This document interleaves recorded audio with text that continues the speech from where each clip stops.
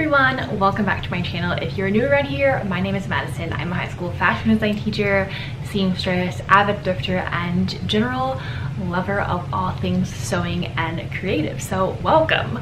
Also, it has been way too long since I have even appeared and shown my face here on this channel, and I promise I have a good reason for it, because if you read the title of this video, you kind of know why. I got married. There's so much I could go into with that story, but I guarantee you're here because you want to see how I created my dream wedding dress from a thrifted dress. It's honestly the ultimate thrift flip. As someone who loves to sew, I knew that one day, when or if I got married, I wanted to make my own wedding dress.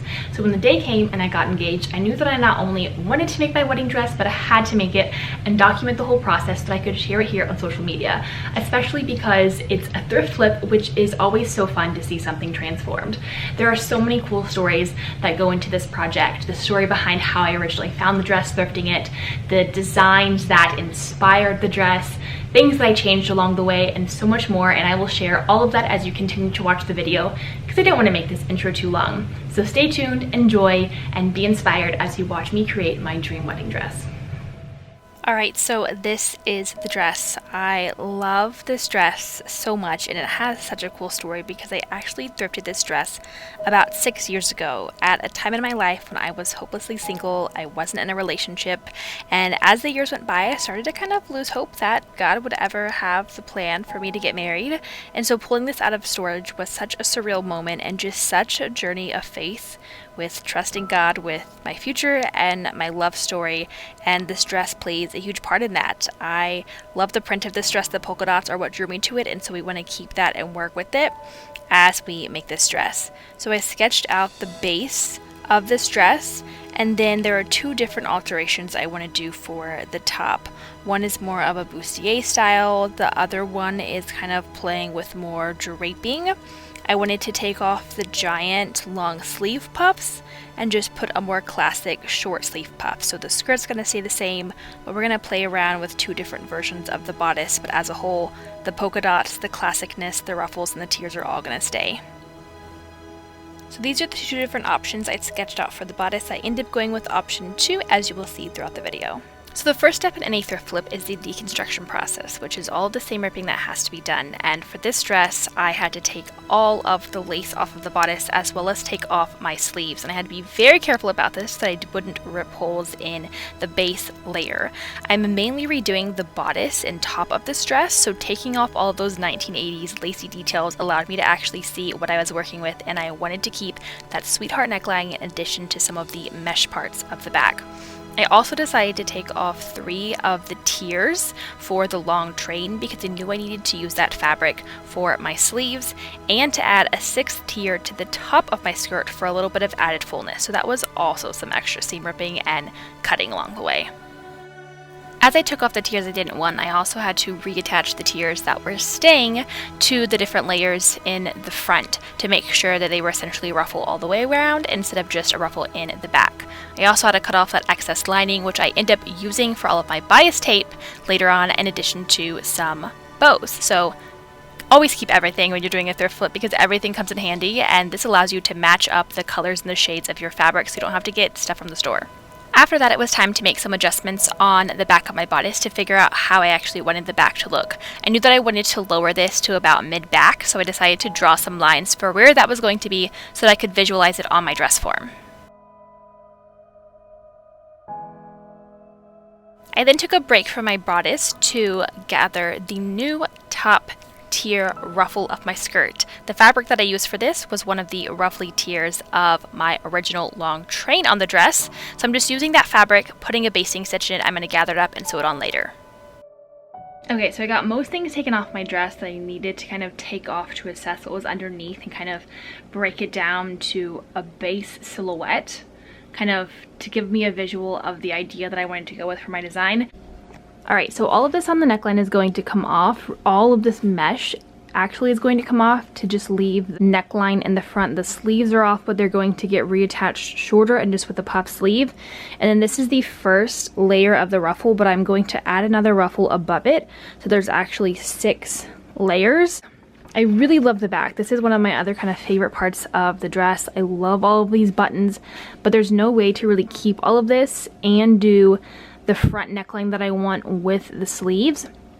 So I'm going to get rid of most of this. I think I'm going to move all of these buttons actually down to the base of the bodice so that I can still have that really classic satin covered button effect. These are going to come off when I adjust the zipper.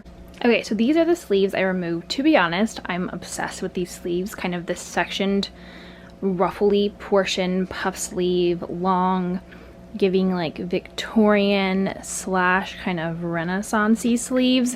And there's actually a fitted sleeve inside and a puff sleeve over, but I don't think I want to keep the whole thing. My other idea is originally I just wanted a short puff sleeve, so I'm basically just going to take this top section and then keep a portion of this to have a little bit of a ruffle underneath and just attach that to the dress. So remember how I cut off the lining for my train?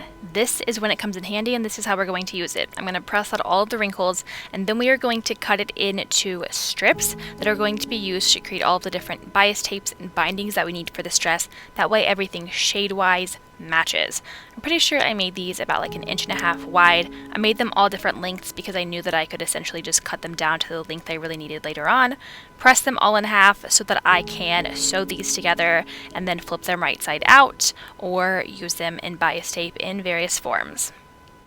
Because I made some adjustments to my train and the ruffles on the back, I had to go in and re-sew up some of those side seams because of my ruffle reconfiguration. So that was a quick, easy fix, just overlapping those seams, sewing them together, and then we're just going to attach those new ruffles later on.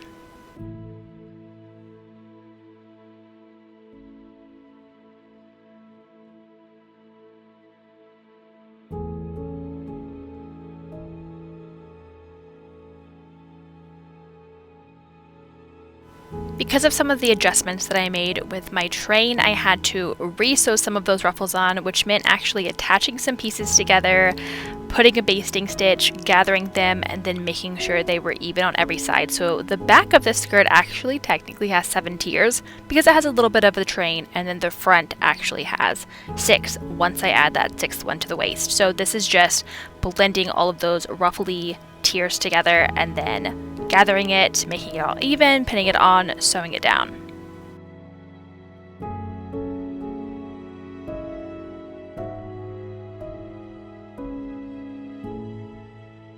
And now it's time to reattach the reconfigured train ruffles. They're already all gathered and pinned into place, so we just have to sew them on.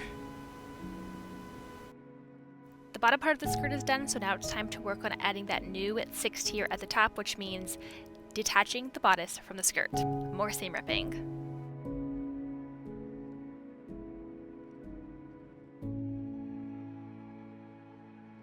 Alright, so this is my second day working on my wedding dress, and today I am hoping to get, if not all of it done, at least a majority of the rest of it completed. I need to finish figuring out what I'm going to do for the bodice because there's 2 different directions I'm going to go with.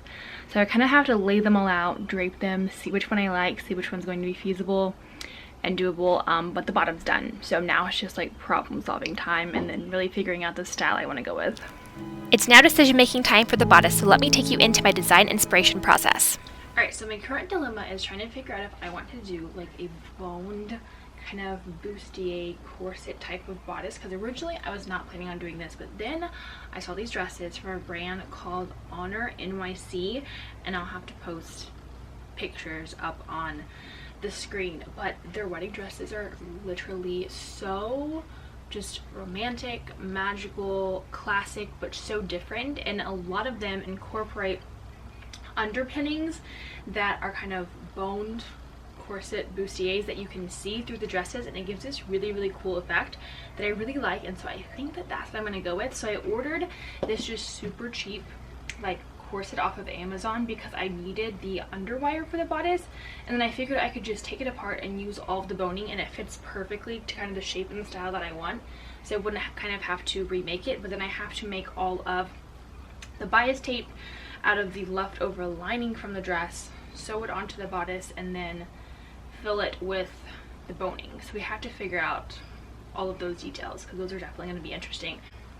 There's also this other dress that I saw somewhere online. It's been floating around on my Pinterest forever, and then I saw it in a video again on TikTok, so I snapped a screenshot of it.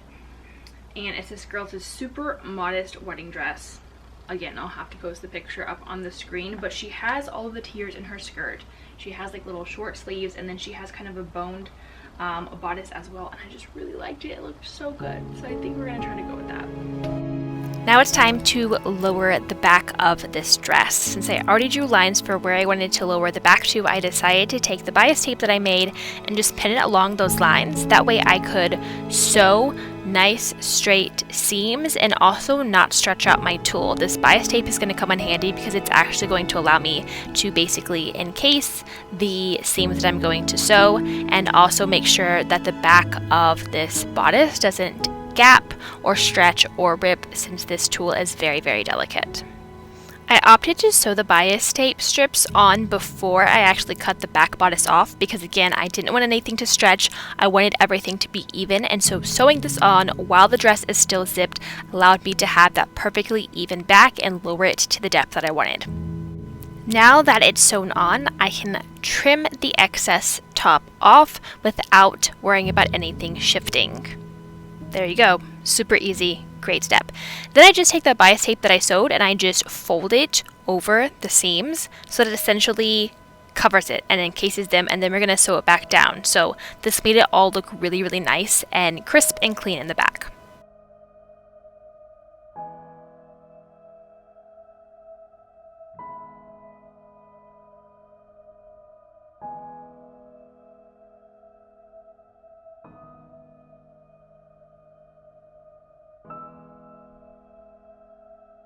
After the back was lowered, it was time to remove the mesh high neck from the front of the bodice. This meant going in and actually separating the lining from the outer portion of the bodice so that I could remove that tulle mesh and actually just have the plain sweetheart neckline that I wanted this dress to have and that I'm going to use for the base.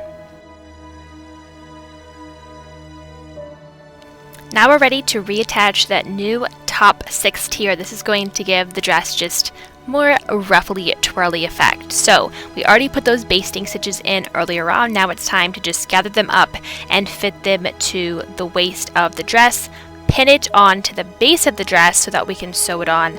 After that's sewn on, we'll reattach the bodice. And when I say waist of the dress, I'm actually saying the waist of the skirt, but once the skirt's attached to the bodice, it will be the dress and will be at the waist, but you get what I mean.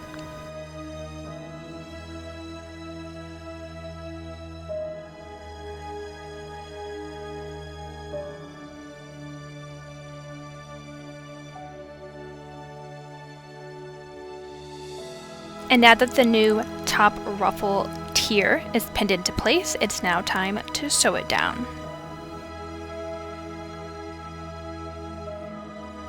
Now that the skirt is done, we're just waiting till the bodice is finished so that we can actually attach them together. And I'm a very visual learner, visual creator, so I love to put things up on my dress form to kind of lay out, plan out what I want things to look like to see if the vision in my head will actually work in real life. So since I decided to go with the bustier style for the bodice, I just pinned the Amazon kind of corset onto my bodice, and I'm actually just tracing all of the lines for the boning and the undercups and under wire so that I know where I actually want to sew my own version of bias tape. Since I knew that I had to deconstruct the Amazon corset to pull out the boning, I decided to trace over it with a piece of muslin so that I kind of just had a pattern piece if I needed to go back and remember the specific spacing and kind of just have it to rely on later on, even for other projects. So that's what I'm doing here, is just tracing out essentially the shapes, sizes, placement of all of the boning so that I have that as a reference moving forward for this project. And then it was time to do some additional deconstruction, which was seam ripping all of these channeling pieces for the Amazon corset to take out the underwire, which I was going to use on my dress, and all of the boning pieces so that I didn't have to create my own boning. It was literally such a good hack. Decided to also make some more bias tape pieces out of the lining of my dress that I cut off because I knew I was going to need a ton of them for the boning channels. Next, I cut all of my boning channels to the length specifications of the Amazon corset. Then I took all of those bias tape pieces and sewed them with about a 3/8 inch seam allowance so that I could flip them right side out and actually turn them into the boning channels that would then get sewn down onto my bodice. Now that all of those pieces are sewn, it's time to flip them right side out using my handy dandy loop turner. This is great for needing to flip anything tiny and slim right side out. It has a hook on the end, you just stick it in and then you essentially just pull the fabric right over. So now I have these great tubes for my boning channels. I do that to all the pieces that I sewed, then I'm going to iron them and then actually start placing them onto my bodice. Since I had already drawn my channeling placement from the Amazon corset, it made it much easier to actually pin these underwire and boning channels onto my bodice. So here I am pinning the underwire of the bust cups down, and then we're going to pin all of the additional kind of boning placements and pieces. However, I did realize that before I do this, I actually needed to do my draping of my bust cups, which was essentially a very long, tedious process of folding my fabric over in little 1/2 inch amounts to kind of create little tucks and pleats, pinning each and every one of those down across both cups, pulling the bottom so they all lay evenly. Basically, I felt like I was a couture person in an atelier doing something really, really fancy here. Again, I needed to visualize how all of this was going to look once I knew it was good to go. I actually had to hand stitch and hand baste all of these tucks and pleats down. So every single one of them is pinned, but in order to actually make it sewable onto my garment, I needed to hand stitch and baste them into place so that I could actually remove the pins. So again, this was a very tedious process, but at the end of the day, all of this time and effort was 100% worth it.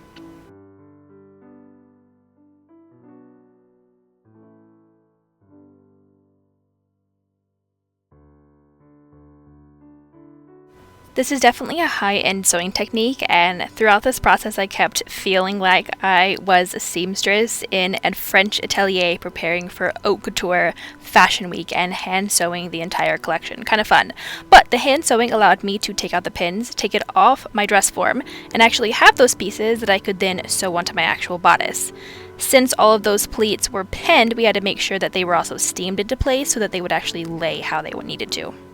Now that the draped and folded bust cups are done, it's time to pin those onto where they're actually going to fit on the bodice, and because I hand basted those down, they're not going to shift and move on me, so I can easily just pin them into place. I also used my pressing ham, which allows you to actually iron things that have more of a curve to them. This came in handy when I needed to pin these cups into place because essentially your busts have a curve to them, they're not completely flat, and then I was able to press those tucks even more on my pressing ham. So that is definitely a very useful tool in sewing. And as you can see, the pins that I'm placing are actually in a curved formation. So those pins are actually being placed along the curved line that I had already drawn for where my under cup channel is going to be. That way everything kind of mathematically was all even in the placement for how it needed to be. Then I basted those pieces onto my actual bodice now with my sewing machine so that they wouldn't shift as I start to sew on my channels and then later on sew the lining of my bodice.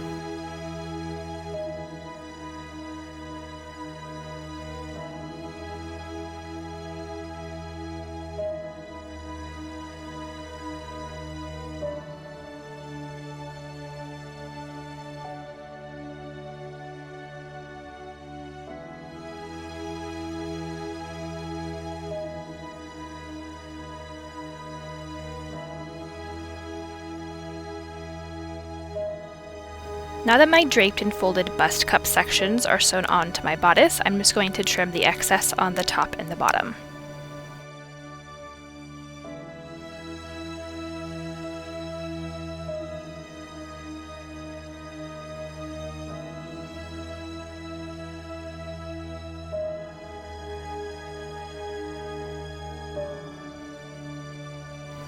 Now that my draped bust cups are sewn into place, I can start to pin my under wire channels. So again, this was the bias tape that I sewed, flipped right side out. It's now a channel. We're pinning that into place along the under seam, and then we're going to sew on both sides just on the edge so that we can actually insert the under wire into these pieces.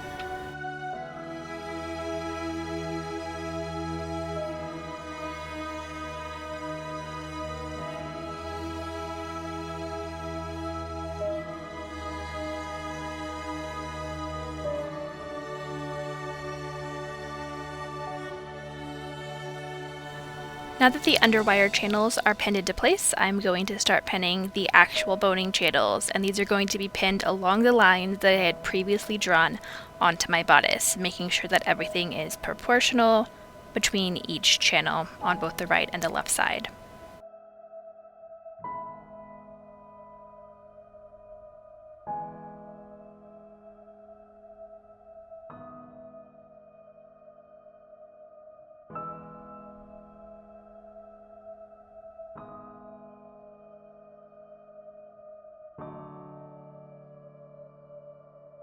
This is the first time that I had ever done anything with boning where the channels were on the outside, so it's definitely a time-consuming and tedious process because you need everything to be even and proportional on the right and the left. But since I had already drawn where my lines needed to be, it actually made it so much more easy.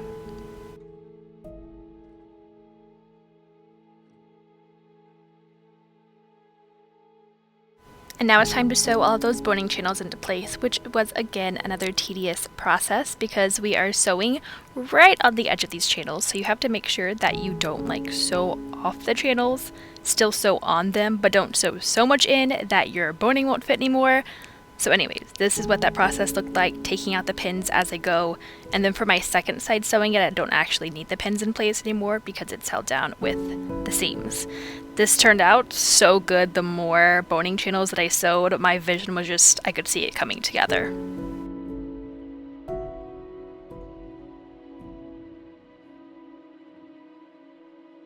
I opted to leave my underwire channels unsewn so that I could place the boning in the channels first, and then once all the boning was placed into those channels, I went in and sewed down my underwire channels.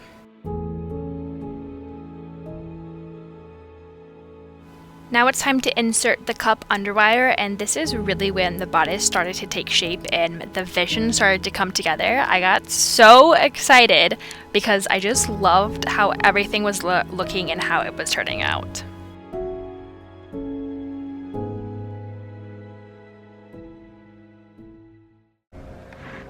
So I have completed the bodice and it literally turned out better than the image in the picture I had in my head, and I'm so excited.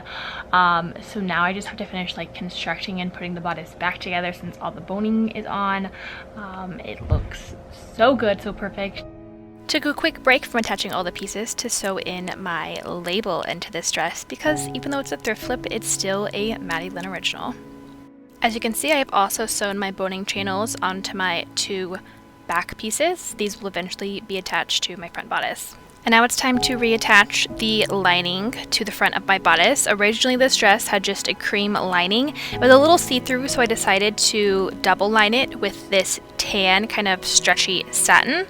So that's just going to be sewn along the top neckline of my bodice so that I can flip it inside and make those top edges really nice and finished.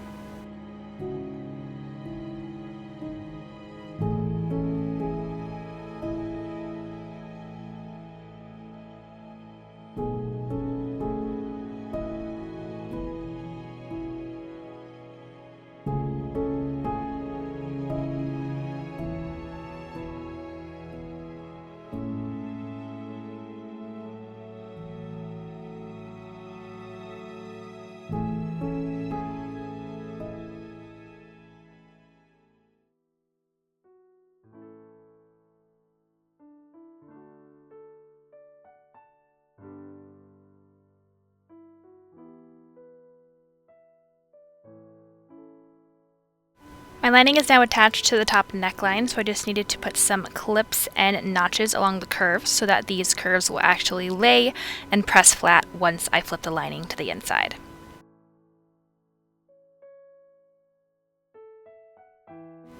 This way of lining the bodice makes the neckline look really nice and finished, and to help make it even look more crisp and clean, I decided to understitch the seam allowance from where these two pieces were sewn together to the lining piece. So essentially what this does is that the lining will actually hold the seam allowance down and in place, and it helps those nice curved edges to actually stay nice and curved without the lining kind of coming to the front. And this is what that understitching looks like on the lining of the bodice.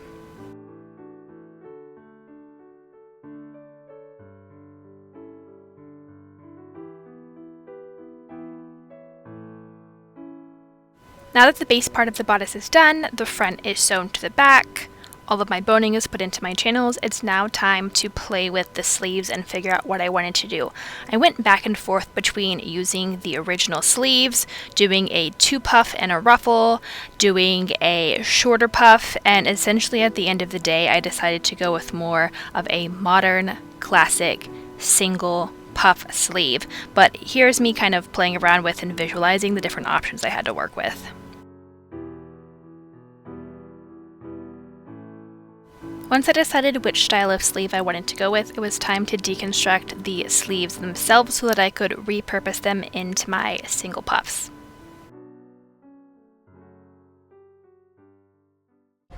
Another day, another studio session working on my dress. To be honest, it's been like 3 or 4 weeks since I've worked on it, and my wedding is now 71 days away.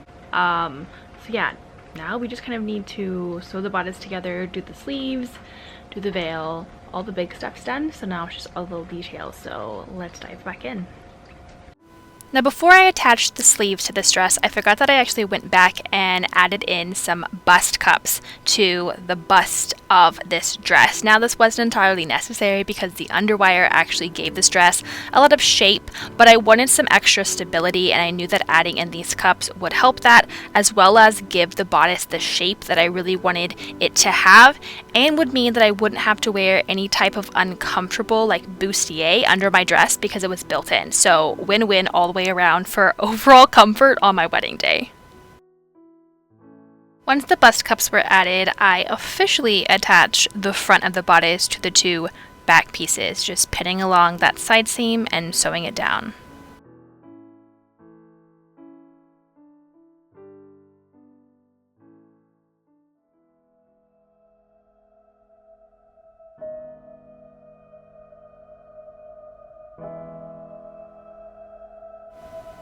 After I sewed the side seams back into place, I decided to use my serger to finish all those raw edges since there was a lot of different layers of fabric I was working with.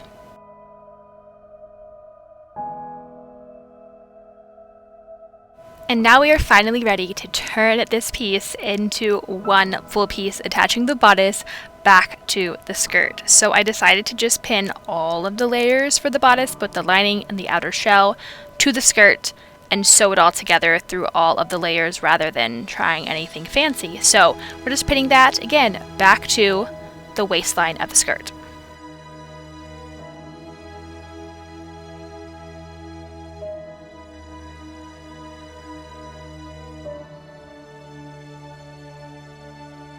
After I sewed through all the layers, attaching the bodice back to the skirt, I decided to also use my serger to finish those raw edges again, since there were a lot of different layers of fabric and I wanted the inside to look as nice and crisp and clean as possible.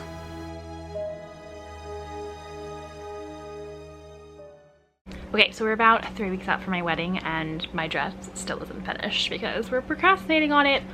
But also it's the end of the school year, so I've literally had no time to work on it, and really no time on the weekend. So school's almost done, so we're gonna hit it and work on it and get it wrapped up and get it finished, and I'm so excited to see how it turns out at the end. So we just need to reattach the zipper, sew on all the little buttons, do the sleeves, and I also do my veil seal. Okay, so this is the zipper that I have to reattach. I also took off all these little buttons from the original dress. I'm going to re-sew them on, and then parts of the sides of like the cups on the bodice were a little high, so I'm just going to hand sew those down on the inside, and then we also need to patch up the hole that I accidentally melted in the dress, so that's fun.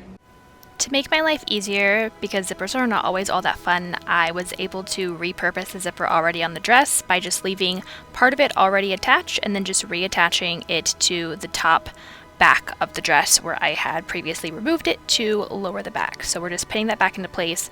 We're going to use a zipper foot and sew it down.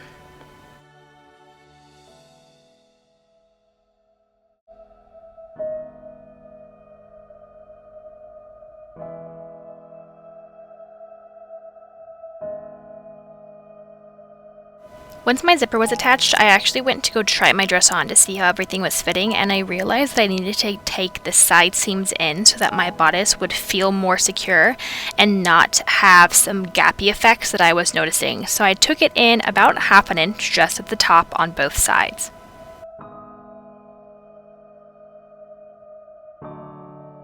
Now that the dress is all connected, it's now time to put it back on the dress form so that I can work on my sleeves. Now, the sleeves were a tedious process. I spent a long amount of time creating a mock-up to work through all of kind of the logistics of how I wanted to do these sleeves. But once I figured it all out, we're just going to pin the underside of the sleeve to the top edge on the sides of the bodice, and then we're going to gather the top of the sleeve and attach a band. But this is what it looks like on the inside and underneath. You can see how it's attached to more of like a strapless style dress. For these sleeves, I used the original top puff of the long sleeve, so I had to just take out the original stitches so that I could put in my own basting stitches and gather it to the fit.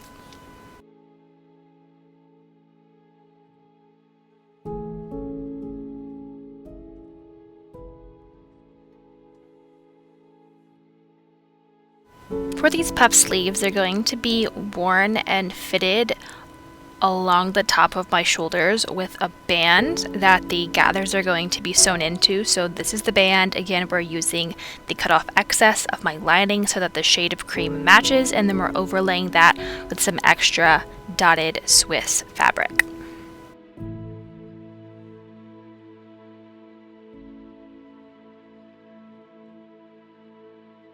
Now that the overall shape of my sleeves is constructed, I just need to pull those basting stitches to gather the top puff of my sleeve along my shoulder to the fit for the tightness that I want.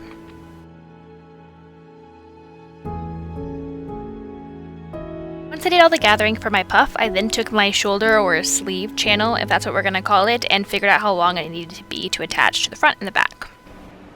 Alright, so before I sewed the sleeves on the actual dress, I made a mock-up because I was trying to figure out how I was going to put kind of this nice finished edge on my sleeve, hide the raw edges, but also make sure that like the strap part of the sleeve is tight enough so my dress doesn't fall down. And so I think I figured out that I can put like elastic inside of here. It connects to the front and it connects to the back, and I think it will be able to keep my dress up and feel secure and held up, but also have the nice like finished edge that I need. So that's my mock-up, and we're gonna see if it works on the actual dress. So since we worked out all the logistics for the sleeve on the mock-up, it's now time to pin that sleeve channel or edging along the top gathered edge of my sleeve. Pin it into place. We're gonna sew that, and then that channel is going to be filled with elastic to help the fit, and then that's also how I'm going to attach the sleeve to the front and the back of my dress. It's kind of a confusing process, but it makes sense in the end.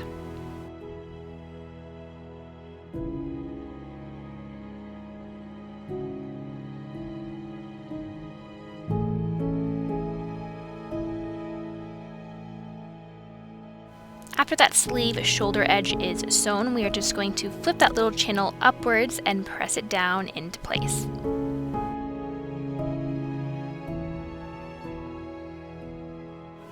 And this is what my sleeves end up looking like before they are sewn onto the dress. So we have the gathers, we have that shoulder edging, and that also doubles as a channel that I put elastic through to kind of just help my sleeves feel more sturdy on my shoulders as I was wearing them and moving around.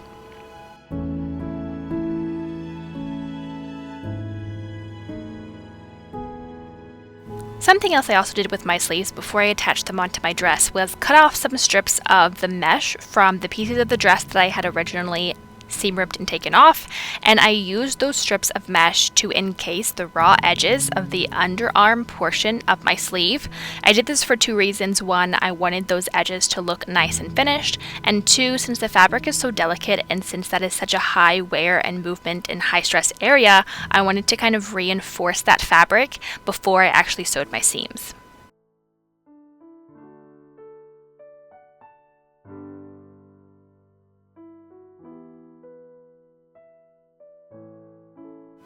Now it's time to officially attach these sleeves to the dress. So this dress is really interesting because it's essentially a strapless dress that has puffed sleeves attached to it. So there's actually no armhole that these sleeves are getting sewn into. So they're really just getting sewn to the underarm section of the sleeve, and then the edges are getting tucked into the inside of the bodice. And then we also have those shoulder channels that are going to allow the sleeve to stay up on my shoulder. Sewing these sleeves onto this dress essentially meant just sewing them to the underarm portion of the bodice. After I sewed these sleeves on, I went to try on my dress and I decided to change how the bottom of these sleeves was fit to my arms. Originally it was a channel with elastic, but to me it just looked kind of cheap and bulky. So I decided to rip off that entire channel from the bottom of my sleeves, trim off the frayed edges, and then I'm actually going to gather the edges of my sleeves and sew a fitted channel. This is going to make it look a lot more elevated. So this took time out of my process, but at the end of the day, this gave me the look I was really wanting to go for with my sleeves, unlike the original elastic channel.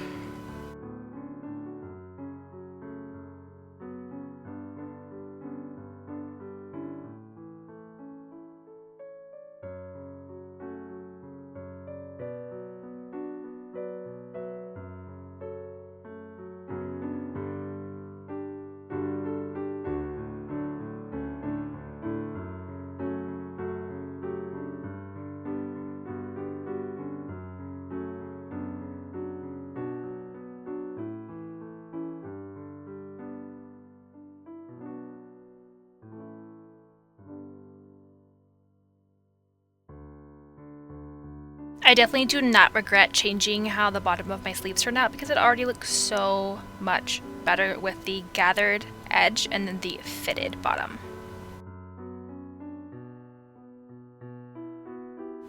The last step in creating my dream thrift flip wedding dress was putting on all of the finishing touches and final details, one of them being reattaching the bow that was originally on the back of my dress. You can't see it in this video because I haven't sewn it on yet, but you will see it in the reveal, and then also hand sewing on all of these satin covered buttons that were originally along the top portion of my dress. I just shifted them down and they looked so beautiful. So that wraps up the creation of my thrift flip wedding dress, and now it's time to show you how it looked on my wedding day. My wedding day truly was such a dream, and this dress with my veil I created was honestly the icing on the cake. Perfect to my personality in all the ways, so unique, one of a kind, and everything that I had dreamt of and everything I never knew I needed. I loved how everything came out, and I am so proud of just all of the details that went into this dress and really the story behind it. 6 years coming to fruition, and here I am wearing the dress on my wedding day.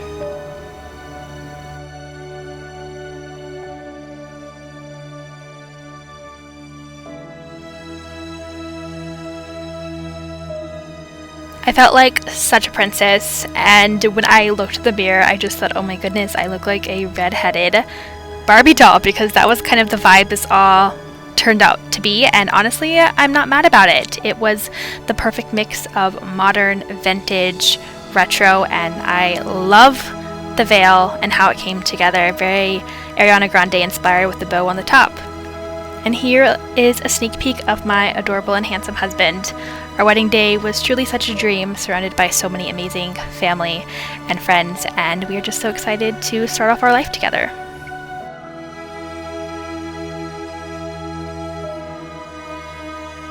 Thank you so much for watching my dream thrift flip come to life. Don't forget to give this video a thumbs up and subscribe to my channel if you're new. See you in the next video.